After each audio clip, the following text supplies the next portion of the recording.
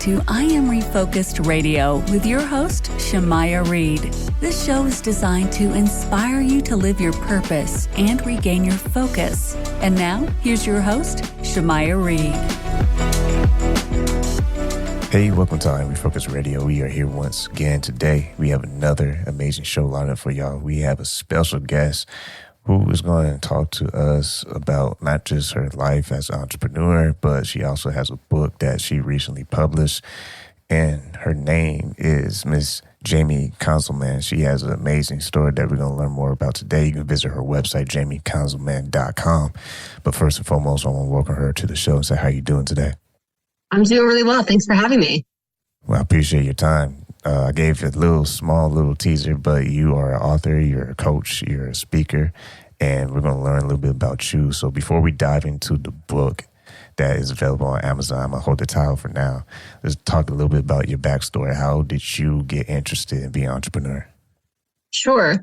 I say it's been always a dream. I always dreamed of owning my own business. I just happened to spend 20 years in corporate America, gaining skills, having one heck of a sales career, and just took the plunge a few months ago when I left my corporate job to go full-time as a coach and trainer. It's been something that I've been doing both within the corporations I've worked and then sort of as what they call it, the side hustle, right, for a couple of years. And I'm fortunate to be at a place in my life and my career where it's been growing and decided to take the jump. And when you made that launch, I mean, everyone talks about what it was like in the beginning, humble beginnings. What was your journey like once you got into this world of being an entrepreneur? What was it like being able to start your own thing and build it from scratch? I'd say it's definitely been a journey. It's not quite been as, black and white or quick as maybe I would have thought it would have been. I mean, if I rewind back to when I went to coaching school to get trained as a certified coach, a lot of my classmates, we talked about, okay, great, one day you just leave corporate America and off you are to the races. And for me, it didn't quite happen that way.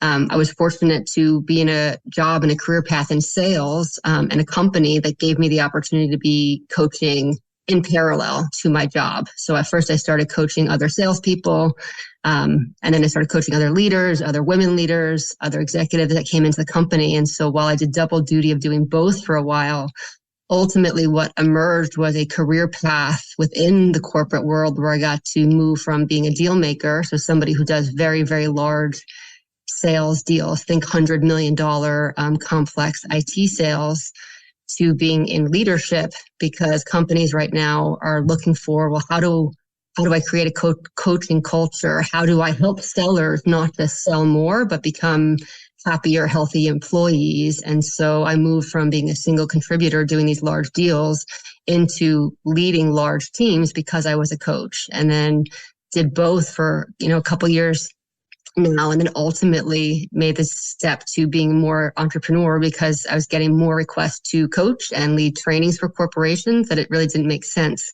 to continue to stay in the corporate world. So it's been probably a 5-year journey where I was doing both, and now I'm just sort of doing it on my own. And we mentioned in your book that we're going to talk about you as an author as well. Tell us the name of the book and how you use this to bring more awareness to your journey. Sure. So the title's Dealmaker because that's the job title I had in corporate America before moving into leadership, somebody who does those large deals. And then the tagline, which is a bit more of a shocker to most people who knew me, was that it's the story of finding myself behind the closed doors of America's greatest strip clubs. So the secret that I'd held on to for 20 years was, while those in my personal circle, professional circle knew me as somebody who had a successful sales career, the consummate professional, if you will, what they didn't know was that 20 years ago, I put myself through college as an adult entertainer. And I really credit that world with giving me a foundation of business skills, self-esteem, communication skills that really served my career pursuits really well, that I don't know that I could have gotten in any other path. And so I kind of got to a point in my life where I realized, how could I be living within integrity and telling other people there's no shame in taking a different path as long as you're learning and growing, if I had this path and this book that I'd written, but that I'd not published because I was still hiding it like a secret. So I made the decision to walk through those doors, or rip the Band-Aid off, if you will, and publish that book last summer. And I really thought it was going to sort of ruin my corporate career. And really on the opposite has happened. It's created all these unique new opportunities, like doing shows like this, like doing TV, radio, other leaders saying, how did I have the courage to do that? And I think the world is really craving authenticity right now. And it takes a lot of inner work to be able to, show up, drop the mask, and tell some of these deeply personal stories about yourself. And in doing so, I'm realizing I've been able to model so many of the leadership and authenticity qualities that I've read about for so many years and all the, leadership and personal development books that I've read. But now I get to walk that talk and live that. And it's been pretty incredible journey over the last, almost a year now. And like you mentioned about being able to pay your way through college, I mean, sounds like management skills, sounds like all these leadership skills was already put in play. When you look back and you look at where you are as a businesswoman today, what's some of the valuable insights that you gained through that challenge? It's a great question. At first, there's a lot of tangibles, right? I went into that world sort of a doe-eyed kid with no communication skills and kind of came out with this business acumen because I spent so much time talking to businessmen. It just grew that foundation of knowledge. But I'd say the one thing that has probably been the most powerful that I didn't realize is it gave me a level of comfort just in my own skin of learning just how to share who I am and show up in a way that many people find vulnerable. And I would say throughout, whether it's my, building my coaching practice or speaking, or even in my corporate career, that comfort level in my own skin has become a superpower because people are very drawn to that comfort, that safety. And throughout my career, people would tell me, wow, like I don't know how to be that comfortable. I could never get on stage and speak. And somewhere in the back of my mind, I would chuckle. I'm like, well, when you start your career as an adult entertainer and you're a featured dancer traveling the country at 19, you learn to get comfortable in your own skin pretty quickly because there's nowhere to hide. Right. And as I was able to continue to flex and practice strengthening that inner muscle, if you will, of inner confidence or strengthen myself, there's many different words for it. What I didn't realize is how that translates into a powerful tool to lead teams, to make the space and give others permission to accept their own journeys and their own path. And the more that I've been able to do that, the more that I've seen, that's the power is when you can live and grow through hard things. And then you turn around and you create a space or light or whatever phrase you would want to use for others, and you lift others up through the process. Well, to me, that's life purpose. That's what I've been put on this universe to do. And I'm just grateful that I've worked for companies and had friends and mentors along the way that have enabled me to do that. Once again, talking to our guest, Jaime Konzelman on Refocus Radio, and talk about some of the business stats you have under your belt, because reading your bio, it's like, okay, she's really about this business. So share with the audience some of the things you've been able to accomplish. Sure. People love numbers and stats, right? When I was 19, I wasn't just a dancer that worked at the local bar, right? I built a $250,000 business as a headliner, right? As a feature entertainer who traveled the country and was paid to come in and do radio shows and grew a fan club and all of that fun stuff. And what I didn't realize back then was that would then accelerate my ability to learn how to do enterprise level sales. And I set my sights very early on, financial freedom, right? So didn't graduate college until I was 28, sort of took a 12-year undergraduate path that included the dancing, included working for a startup, and all of these rich life journeys and experiences that then translated into, when I got into, selling IT outsourcing, right, which not everybody knows a ton about, but it's sort of this part of business where big major companies, Coke, Nike, MGM Resorts, Nike, sort of take pieces of their IT that are complicated and have managed service partners run it for them. I went from selling very small deals that may have been a couple $100,000 to an average deal size of $100 million contract. And so within less than 10 years of getting into that, managed services or IT outsourcing industry, I sold over $3 billion worth of deals. And so what that did is enable so much in terms of, my wife and I were able to buy our dream home. I was able to invest in things like coaching school and workshops and trainings for myself. And now I'm at the point in my career where I just want to help other people do the same, and whatever that same is for them, right? My passion and my purpose has always been helping others and living the lifestyle I want to live. And now I want to take all of the things I've learned and grown through and just help people accelerate success or figure out what success is on their own terms, so that they can live a life they love. And that all ties into what I mentioned in the intro of the show, and that is the topic of connecting passion, purpose, and being of service to others. With your career just skyrocketing right now, I mean, it's evident that you're doing some pretty awesome things. What makes you excited when you see the success that is coming from all the years of hard work? I think the biggest thing is watching other people succeed. And I've heard a lot of coaches or leaders say that over the years, and I don't think I really understood what that meant.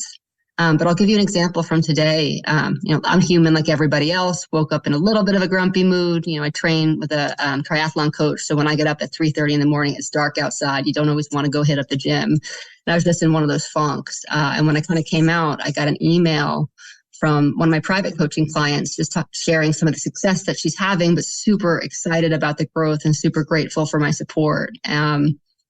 That's everything, right? If I get to just be who I am and support incredible people. Now, this is a woman who has a career and she's brilliant. She grew up in Haiti, has made an incredible life and career for herself. And every time her and I speak, I feel like I learned something about my wife, who also grew up in an island, but Hawaii, very different culture, but very similar in a lot of ways. And getting an email from someone like that saying, I'm so glad you're in my life and I'm so grateful for you. And this is what I'm doing now today because of our last call.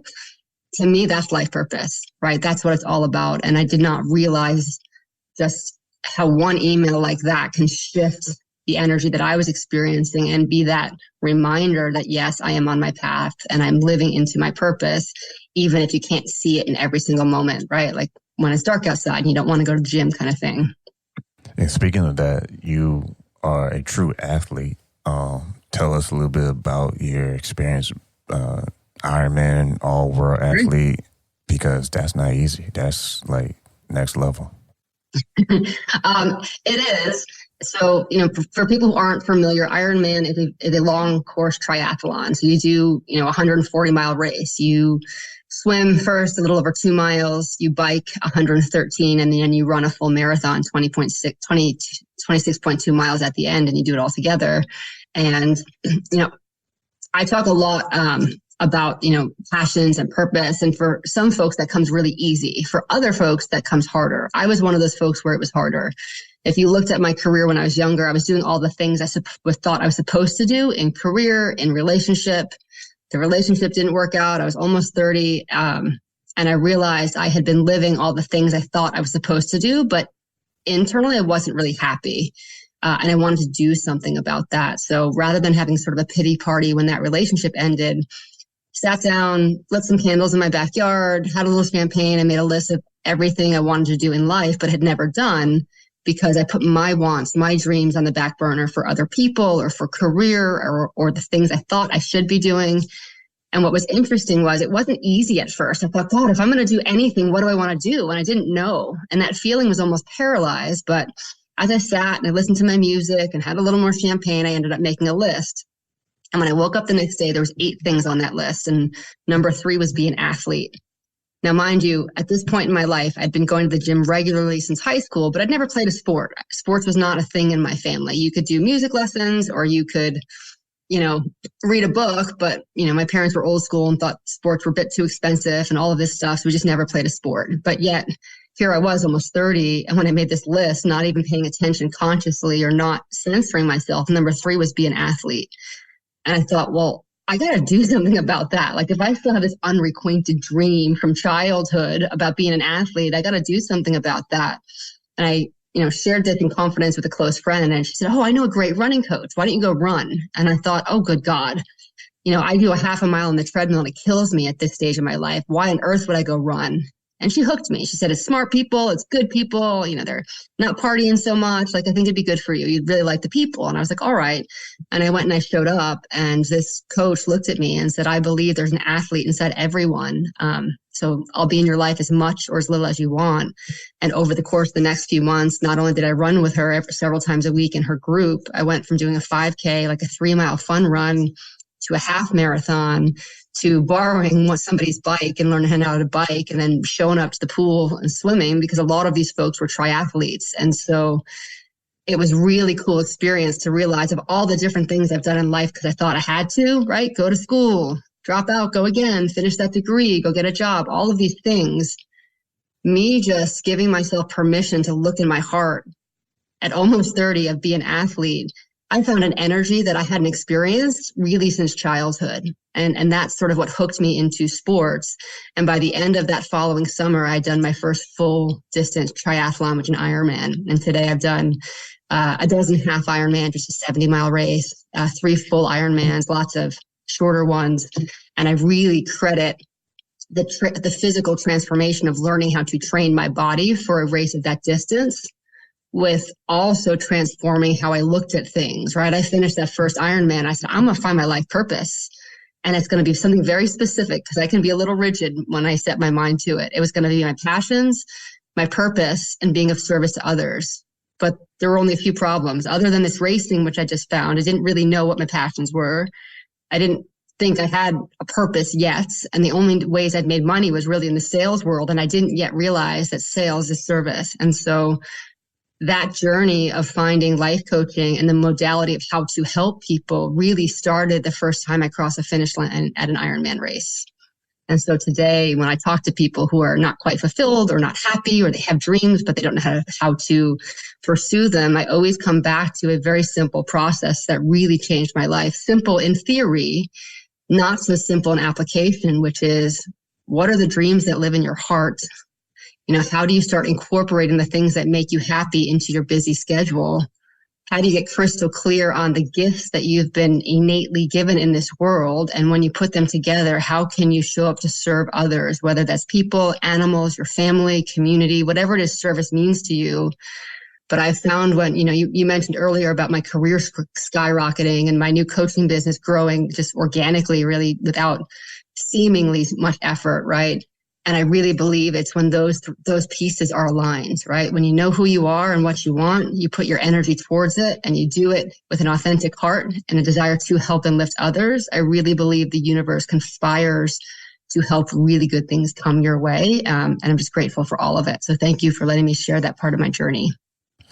Definitely. And when you look at how much time it took, what was it for you? What was the timeline when you said, okay, light cuts on, this is what I want to do, this is my passion, this is my purpose, this is what I want to do?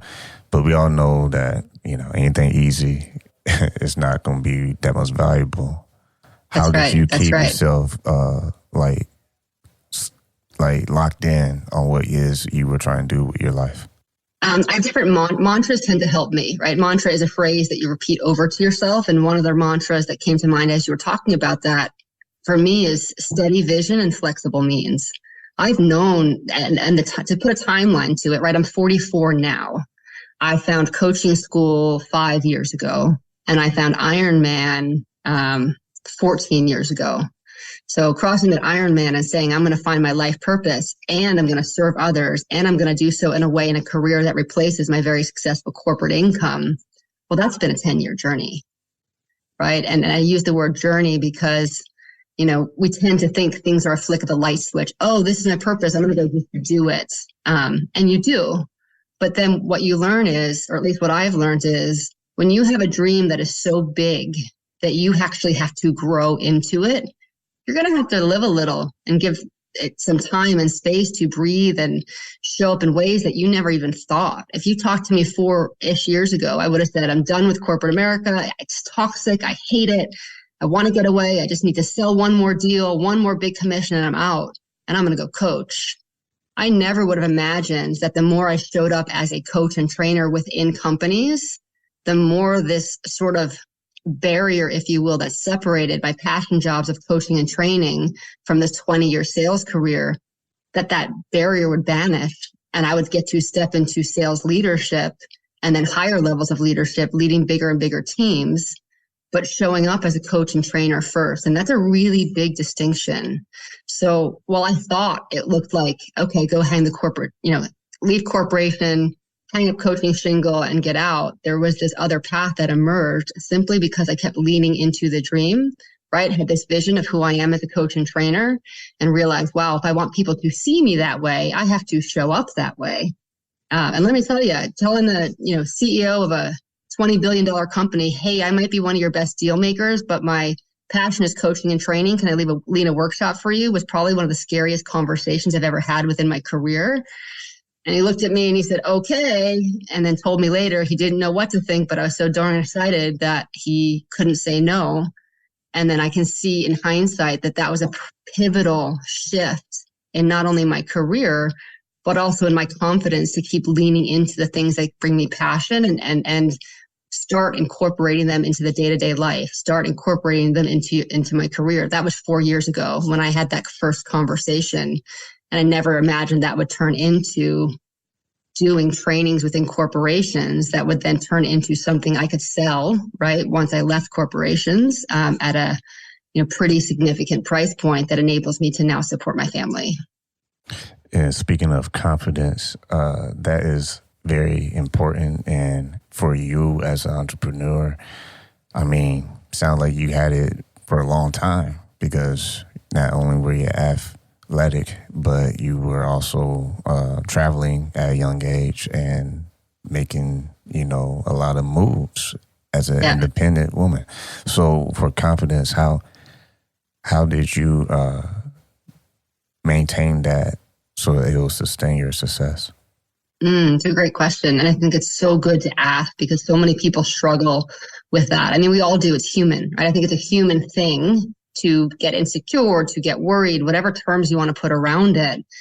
I have to credit my mom. When I was a kid, I did not have a lot of friends, right? I was the kid who ate lunch in a bathroom stall. So you talk about building confidence. I had none, right? So I probably was starting from ground zero on that front.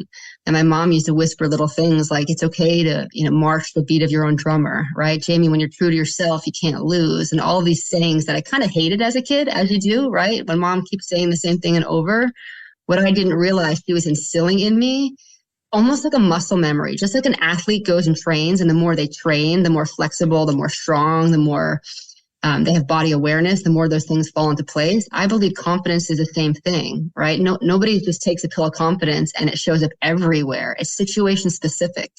So just like, if you're working out with a trainer and they give you one of those, Bosu balls that's flat plastic on the bottom and rubbery on top and inflated, and you step on it and you start to lose your balance. Well, you keep stepping on that. Eventually your body gets used to it and you soon don't lose your balance anymore. Well, then a smart trainer gives you something else that's hard to do and throws off your biomechanics. You lose your balance, you start again. And I think confidence is the same way. If you had asked me, would I get nervous talking about doing coaching and training in my corporation? I would have said, well, no, nothing makes me nervous. But what I didn't realize is the closer you get to something you're emotionally invested in, the more the fear shows up. Right? Sister or Auntie Oprah, some of my friends like to say, she has an expression that has given me a lot of faith and ground into to find confidence in those moments when things are really hard. And I don't know where I heard it, maybe a podcast, maybe just her Instagram reel, something. She said, the closer you are to your purpose, the more fear shows up and the deeper in the fog you become.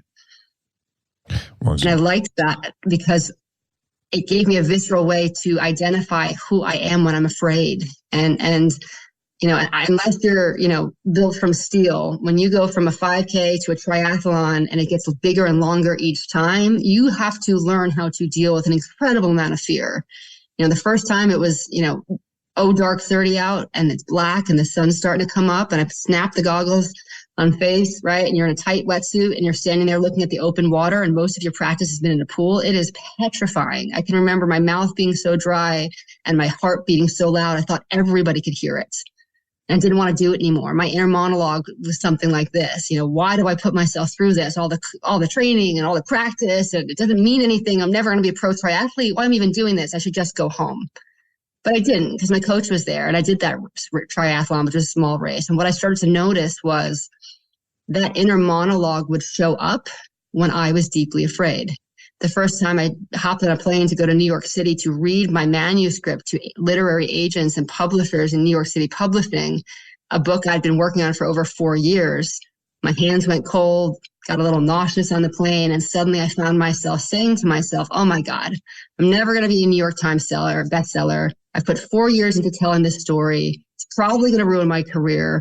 Why do I put myself through this? It's just not worth it. And a little light bulb went off because I went, oh my God, that's what I say to myself when I was scared in a triathlon. I must just be scared. And so when I think of what builds confidence, it's not necessarily that you're born with it. You may develop practices over time, but for me, it's been a journey of getting to know myself, getting to know how I feel and behave when I'm really afraid, and then recognizing it and working on different practices to help me move through it.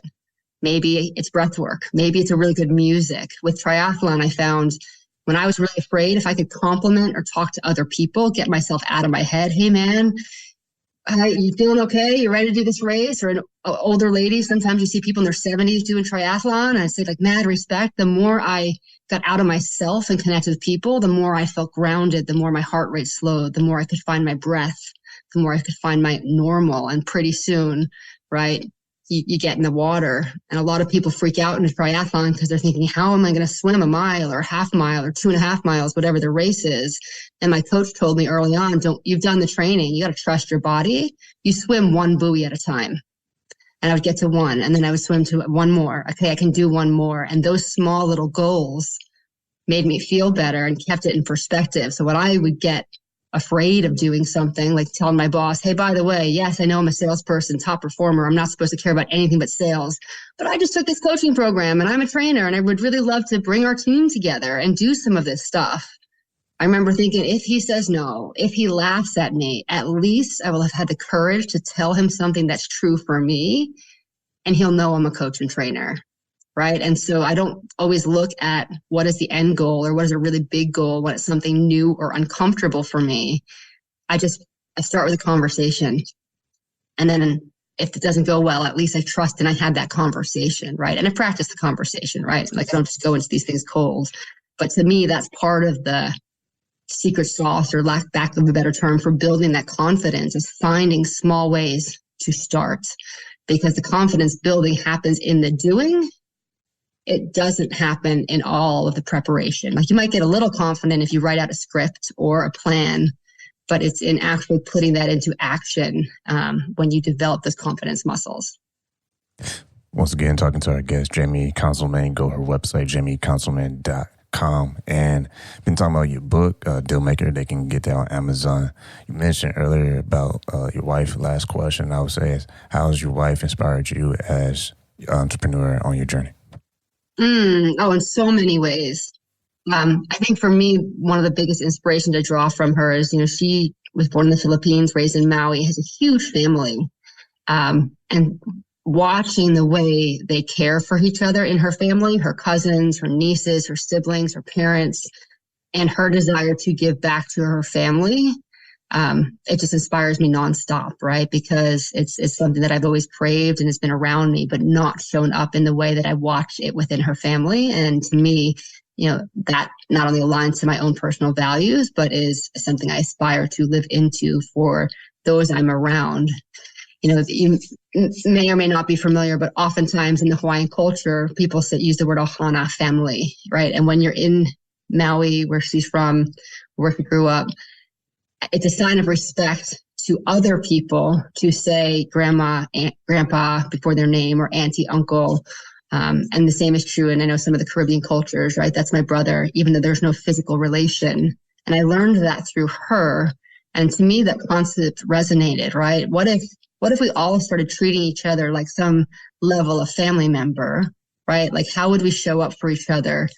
And I just think that we would start to proliferate some of the values that I believe in terms of community and courage and love and purpose and all the wonderful things you've allowed me to talk about and share today. And that inspiration I take from her every day. Once again, listen on Refocus Radio. Been talking to our guest, Jaime, today. Make sure you go to her website. It's easy as jaimekonzelman.com. And also pick up her book on Amazon, Dealmaker. Want to say thanks again, Jaime, for your time. Ryan, thank you so much for having me, and for everyone who's listening, thank you.